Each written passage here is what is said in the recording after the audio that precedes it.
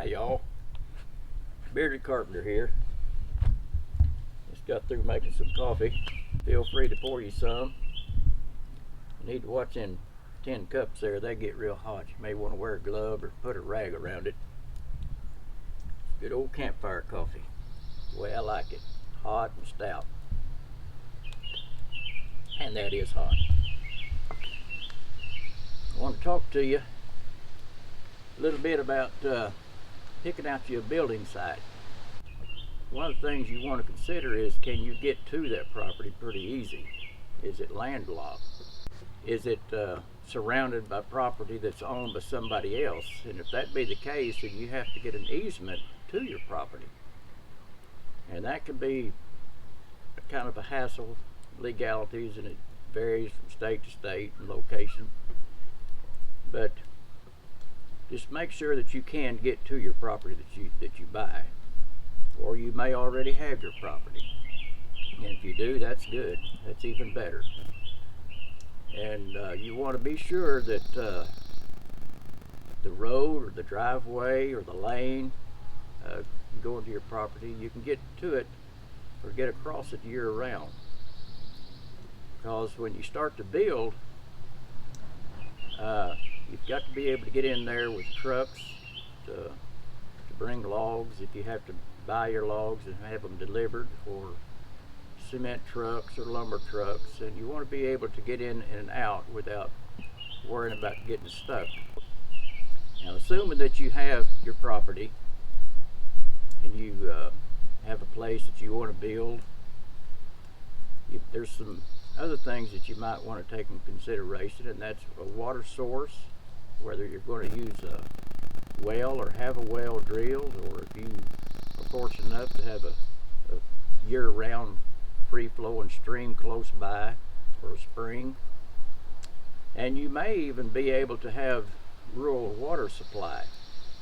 I know where we live out in the country, there are rural water lines, and you can tie onto that, and that makes it good for some people. But if you're going to be off grid, you might want to consider and think about a good water source.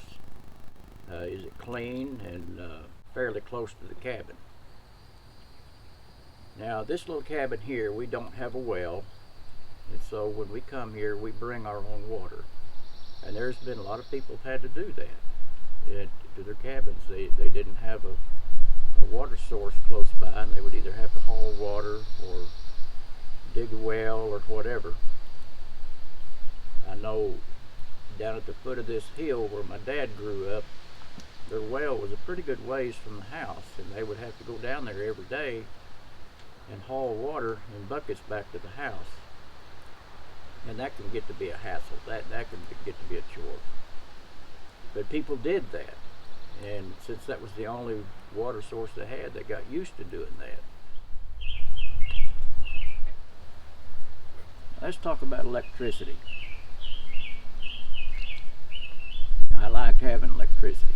I really like it. But whether you choose to have electricity or not to have electricity at your cabin, that would be your decision to make. You might want to think about how far a power company would have to run poles to your property. Now, some rural electric companies will run it all the way to your building site. Some will go part of the way, and in some cases you may have to foot the bill yourself, and that can be really, really expensive. But whether you choose to have electricity or not, your choice. All right, let's look at your property.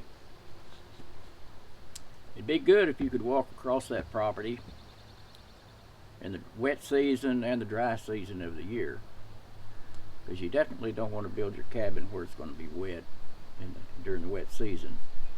If you could put it up on an area where it's well drained, it saves a lot of problems later on. And as you're walking across your property or driving across it, think about a road or a drive or a lane that you would use to get to your cabin. Would you be able to get to it year round, or would you have to haul some gravel in or have some excavation done with machinery, which can get pretty expensive. It's all these things you need to take into consideration when you're picking out your site. And also, how level is your building site? Now, I've seen cabins and pictures of cabins, and I'm sure you have, where they're built on a side of a hill, and they do look good like that. But you need to bear in mind that when you build on terrain that's out of level, it's going to cost you more for your piers, or your foundation, your footing, and there's also going to be a lot more labor, especially on the high side. You'll have to either rent scaffold or build your own scaffold. If you are on a side of a slope or a hill, you might take in consideration that you could put a basement in and come up with extra living space or storage space. But in doing that, you would want to consider French drains to catch any water that might want to seep down against the basement walls or your foundation walls, to where you can channel that water out and away from your home, because you don't want water coming under your cabin, as it can cause some pretty good damage later on. And also, in picking out your site, you might want to check your local building codes. In some areas you won't have a building code to have to adhere to, and in some areas it can be pretty stringent. If y'all don't mind, I'm going to use my notes. I jotted down quite a few things here that I wanted to discuss with you. I want to talk to you about your trees. Now, you don't want to cut out more trees than is necessary, but you want to take in consideration how these trees might affect your cabin after you get it built. You want to look for trees that might be leaning towards your footprint of where you want to build your cabin. Or trees, big shady trees that help to shade your cabin, those are nice. But if you leave trees too close to the cabin and you start your excavation and you're digging pier holes, or perhaps you want to do a solid footing, if there's roots from those trees that run into where your footings are, and you disturb those roots, later on that tree can die. And then you have to deal with a dead tree up close to your cabin, which might not be real pleasant. And you could have limbs begin to fall and to cause damage. And that's not a fun thing to deal with. So be sure to look around and just look at your trees, the way they lean, how close they are to your cabin, and just take out what you feel is necessary.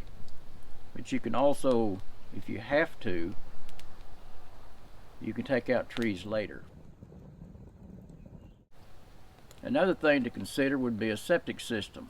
In some areas you'll have to get a perk test to see how well the soil will perk, and you'll have to have a qualified person to draw up to where the lateral lines would be and the distribution box and all that. And you need to have a good area for your septic system, and you may have to take out trees for that also.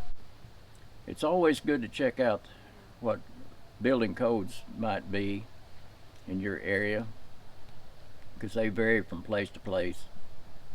We don't have to deal with a lot of that here, but in your area where you live, or where you're going to build your cabin, it'd be good to know what the law is on that.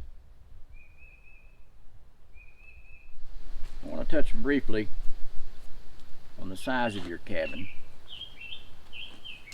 I've worked on some log buildings that were really big for some wealthy people, and as you walked into these homes, they were stunningly beautiful, but they were so big that you felt more like you were walking into a lodge instead of in a log cabin. Now, I know that there have been many different sizes of cabins built, many different ways over the years, and there is a certain atmosphere that you're looking for when you walk into a log cabin. especially something that you build yourself, you want to be able to walk in and feel like you're walking into something that's very warm and cozy. It's got that certain ambiance that you feel as you walk through the door. And that's something to take into consideration also. If you realize after you get your cabin built that it's actually too small, you can do what our forefathers did, and they would add on around build shed rooms on the side out of logs or actually just sawmill lumber. And this was done on many log cabins. This little cabin here has got a kitchen that was added on later, and I just framed it out of sawmill lumber and put board and batten siding on it.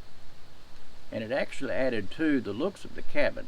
It made it bigger, for one thing, and it just made it look, I think it made it look cuter. So that's something that you might want to take into consideration also as you design the size of your cabin and you get your plans together and draw them up. And think about that. If you have one that's actually turns out to be too small, you can always add on to it later.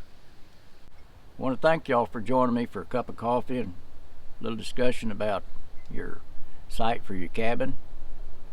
In some future videos, we'll be discussing more and more about preparation of your cabin, drawing your plans and getting things ready.